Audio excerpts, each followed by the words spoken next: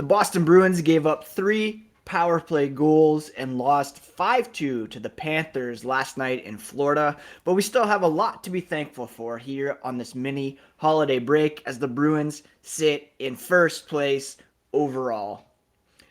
We're going to talk about last night's game, do our weekly cup check, and I'm going to give 3 things that I'm thankful for about this team here on today's episode of Locked On Boston Bruins. You're Locked On Bruins, your daily podcast on the Boston Bruins. Part of the Locked On Podcast Network, your team every day.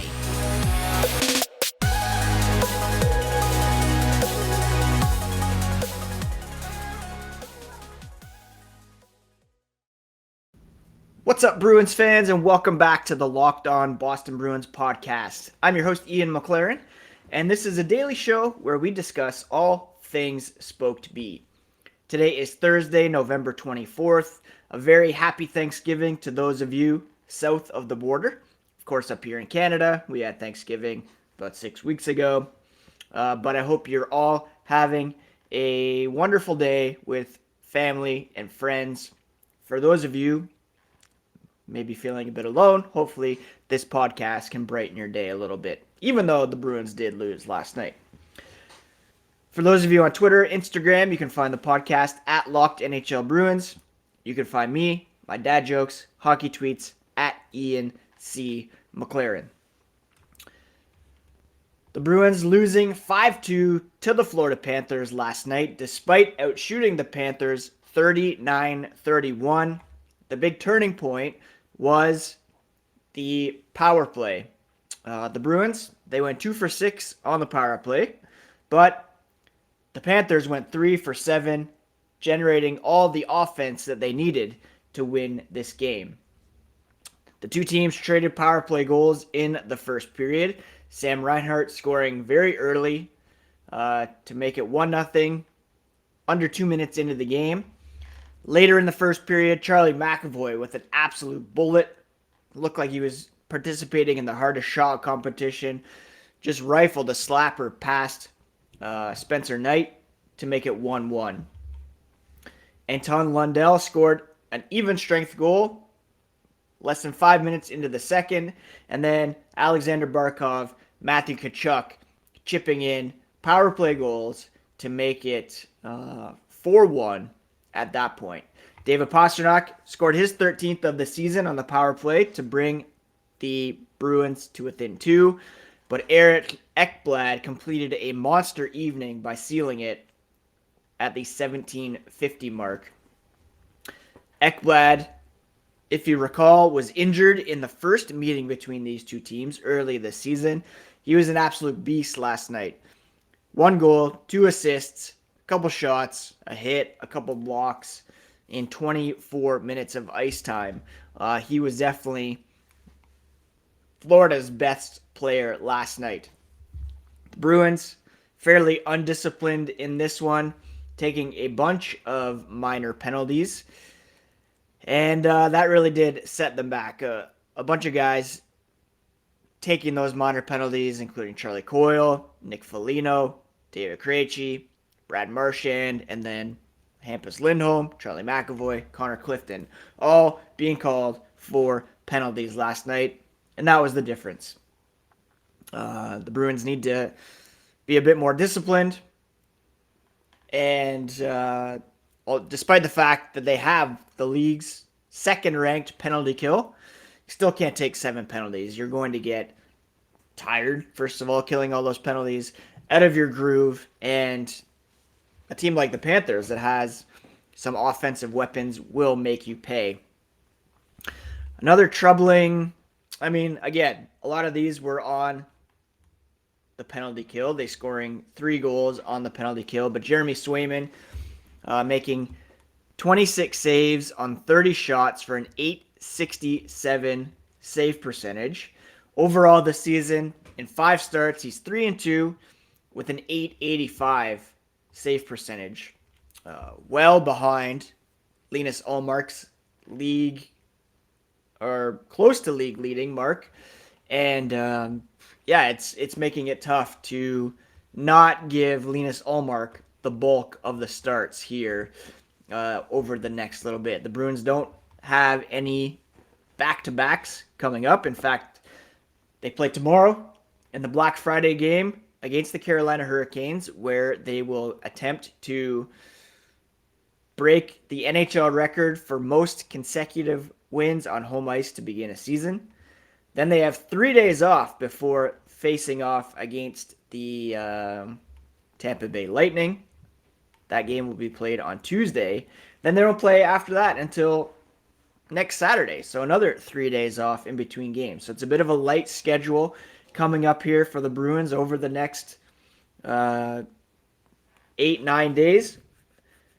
So I would expect Linus Ullmark to get both of the next 2 starts. Maybe the Bruins will mix things up when they host Vegas and go on a road trip to Colorado, Arizona, and Vegas in mid-December. But for right now, Linus Ullmark is without question the number 1 starter.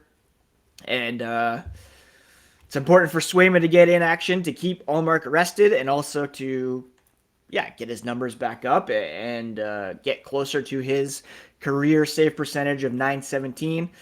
But not the greatest start. I know there was injuries last night. The Bruins were shorthanded quite often, so that makes it challenging. But I'd like to see Swayman step up his game here a little bit in the early going. Despite the loss, the Bruins still rank tops in the NHL in several categories. And coming up here next, I'm going to do our weekly cup check where I look at the NHL's top 5 teams and where the Bruins measure up, or how the Bruins measure up in terms of cup contention. Takeaway from last night, can't take all those penalties. They weren't going to go 80-3 or whatever. Losses are going to come up. No real shame in dropping one to the reigning President's Trophy winners, especially on the road heading into a mini holiday break. So I'm not too fussed about that loss. Now this episode is brought to you by BetOnline. BetOnline is your number 1 source for sports betting info, stats, news, and analysis. Get the latest odds and trends for every professional and amateur league out there, from the ongoing World Cup of soccer to this weekend's football action. Of course, NHL, NBA, esports, they've got it all at betonline.net. It's the fastest and easiest way to get your betting fix, and you can head to their website today or use your mobile device to learn more at BetOnline, where the game starts. Thank you so much again for making Locked On Bruins part of your day. For your second listen, check out Locked On Sports today. From the games that matter to the biggest stories in sports, you can go beyond the scoreboard and behind the scenes with local experts and insights only Locked On can provide. Locked On Sports today, available on YouTube and wherever you get podcasts. So, U.S. Thanksgiving is generally seen as kind of the first tentpole in terms of assessing where teams stand in relation to the competition.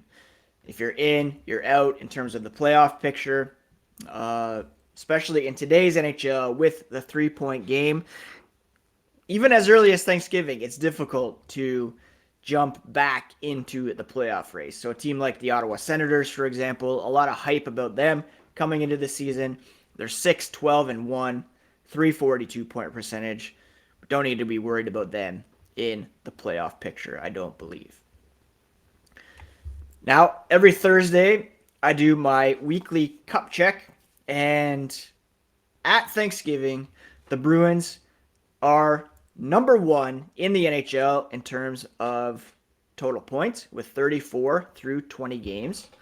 They have a league-leading .850 point percentage, a league-high 14 regulation wins. They're tied with Vegas and New Jersey for regulation and overtime wins. They have scored the most goals in the NHL with 81. and they have allowed the fewest goals in the NHL at 45. They therefore have the highest goals per game and the fewest goals allowed per game. They have the third-ranked power play, and while the penalty kill wasn't super sharp last night, they're still ranked second at 85.7%.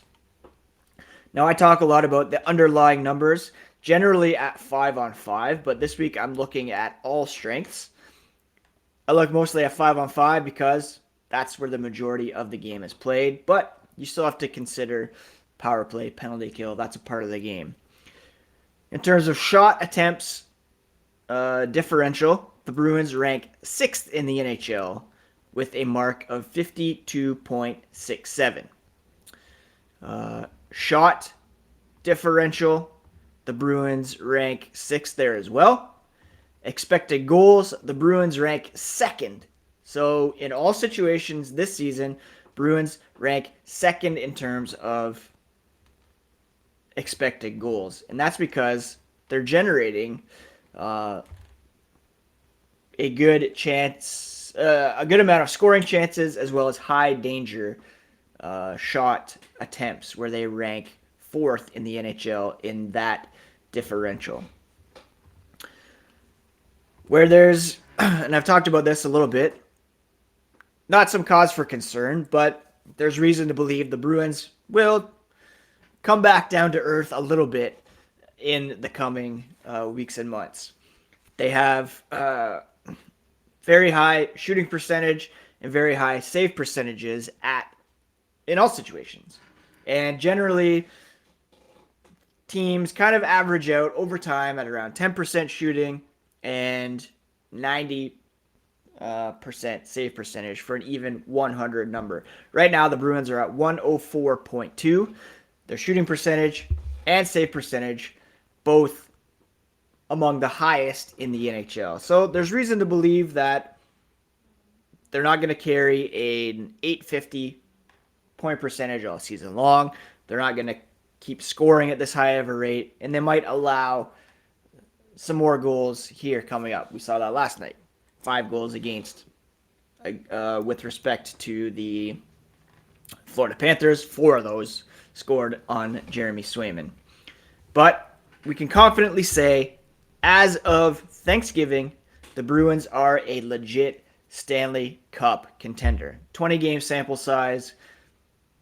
Hasn't been the toughest schedule here in this rough stretch. They're 1-1 through that Florida road trip. Very impressive win against the Lightning. Setback against the Panthers. And we'll see how things progress here in the next couple of weeks. The other 2 top teams in the NHL are pretty clear at the moment. The New Jersey Devils, they lost last night to the Toronto Maple Leafs after having 3 goals called back, causing fans to throw beer and chicken fingers at Eric Haula and onto the ice. But they rank very high in terms of underlying numbers well. They're an amazing possession team. They're generating high-quality chances. They rank number 1 in expected goals per game. And they're getting decent goaltending from Vitek Vanacek at the moment as well. So New Jersey, they're legit. They are a legitimate team in the Eastern Conference. Out West, top team is the Vegas Golden Knights. They have a 786 point percentage, and they too have pretty encouraging underlying numbers. Bruce Cassidy, along with Jim Montgomery, certainly in the Jack Adams conversation at the moment. The next 2 teams, in terms of point percentage, somewhat surprising. You have the Dallas Stars, 675 point percentage at the moment. Their underlying numbers kind of underwhelming. All situations, they have allowed 1 more shot attempt than they have generated. So they have a 49.98 shot attempt differential. They have some amazing offensive talent. Jason Robertson, Rupe Hintz, some older guys in Tyler Seguin, Jamie Benn, Mason Marchment's there. Jake Ottinger, very strong in net. They are reasonably a team to be worried about. If I gave you 20 guesses, I don't know if you could come up with the team that has the 5th best point percentage in the NHL right now. The Seattle Kraken. The second-year team has played 19 games. They're 11-5-3 with a .658 point percentage, which is pretty impressive considering they weren't that great last season.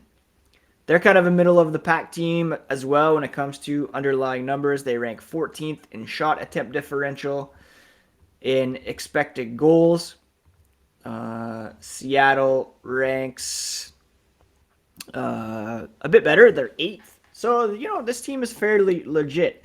They're getting pretty good goaltending from Martin Jones, Bruins legend Martin Jones. And they're certainly a team to be at least wary of out west. In terms of total points, this is how things stack up. Bruins, Golden Knights, Devils, Stars, and then the Maple Leafs tied with Dallas at 27 points. They are completely decimated on the blue line. They're missing Morgan Rielly, TJ Brody, Jake Muzzin. They just traded for Connor Timmins from the Arizona Coyotes. Goaltending has been pretty strong for them, actually, with between Matt Murray and Ilya Samsonov. Eric Hallgren kind of getting in there as well. We know that they are loaded offensively, and they're only scoring 2.9 goals per game this season. So if their offense gets going, Austin Matthews kicks in, they could be a more dangerous team. But right now, I'm putting them outside the top 5 behind Seattle based on point percentage. If there's 3 teams, though, or 4 teams that seem like serious cup contenders, Boston, New Jersey, Vegas, Dallas. Of course, I would still expect Colorado, Tampa Bay to be in that mix. Toronto remains in the conversation, as does Florida, as we all saw how good they are based on last night's contest. But out west, if you haven't been paying attention too much, Dallas, Colorado, Vegas, certainly the top teams. And then Seattle, surprising everybody by ranking 3rd out west right now, 5th overall in point percentage. I forgot to mention goal differential. The Bruins, despite last night's loss, still plus 37 on the season. League high. Next closest is New Jersey at plus 28. Last 10 games, New Jersey is 9-1, Seattle 8-1-1, Boston 8-2-0, Vegas 7-2-1, Toronto 6-1-3. Those are your top records over the past 10 games. So add it all up, Boston's in the conversation, Vegas is in the conversation, and I can't wait for those 2 games coming up between these 2 teams in early December. Coming up, I'm going to talk about a few things that I'm thankful for about this Boston Bruins team. Thank you again for making Locked On Bruins part of your day. Please do subscribe if you haven't already. Early Black Friday sale. Get a free subscription to Locked On Bruins on YouTube and on your favorite podcast app.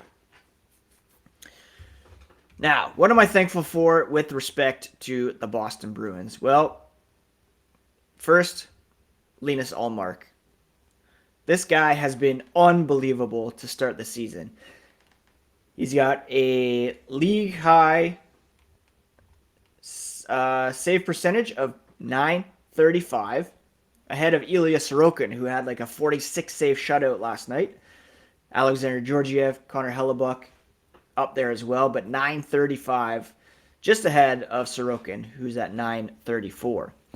Goals against average 1.96, which is tops in the league as well. Very thankful for Linus Ullmark bringing that steady presence to the Bruins net early on. 13-1, 431 shots against, 403 saves. He's allowed only 28 goals through those 15 games played, which is unbelievable. Very thankful for Linus Ullmark. I don't know why, but I immediately thought of David Krejci when I considered what I'm thankful for the Boston Bruins. If you listen to the podcast last season through the summer, I wasn't convinced that he was going to be coming back this season. He seemed pretty committed to going home, playing in Czechia. The fact that he came back to the Boston Bruins, this team looks so much better with him in the lineup. No disrespect to Eric Haula or Pavel Zacha, who was brought in, Charlie Coyle, who tried to play second-line center last year. But having Bergeron and Krejci down the middle, 1-2 punch, has been a blessing for this team over the last decade plus. And to get at least one more season of him in black and gold is really fantastic. 15 points through 17 games so far, showing no signs of slowing down. Maybe I'd like to see him shoot a bit more, but it's just so great to have him back in the lineup. That calm, steadying, big dad energy that he brings. Notice he's got a bit of a receding hairline, as I've been rocking lately. One of the reasons I wear this toque. But love having David Krejci back in Boston. And of course, I'm very thankful for David Pastrnak. He had a rough 2021. Still often think about him and his partner and their loss. But so far this season, he has been focused and just dynamite for the Boston Bruins. He's got 13 goals, 17 assists through 20 games, 30 points, a 1.5 point per game average. He is in a tie for second for most goals scored. Jason Robertson, Connor McDavid, Bo Horvat, each with 16 goals. Andrei Svechnikov, Tage Thompson, Mikko Rantanen, David Pastrnak with 13. And he's up there as well in terms of total shots, ranking second in the NHL with 102 through 20 games. Timo Meier with 110 through 22 games for the San Jose Sharks. Be even more thankful if Don Sweeney, Cam Neely would announce a contract extension for Pastrnak already. That would really top off this great start for the Boston Bruins. But overall, 17-3 through 20 games. Even better of a start than any of us could have imagined. And I'm just so excited about this team, and does really feel like a special group. And hopefully the season ends on this kind of high note that we're experiencing here in the early going. I am also very thankful to all of you who listen to the podcast, tune in on YouTube once, twice, a few times a week. It really does mean a lot. Seeing a lot of growth here on the podcast over the last calendar year, over the last few months. Locked On Bruins was named Pod of the Week on the Locked On Network this past week, which I very much appreciated.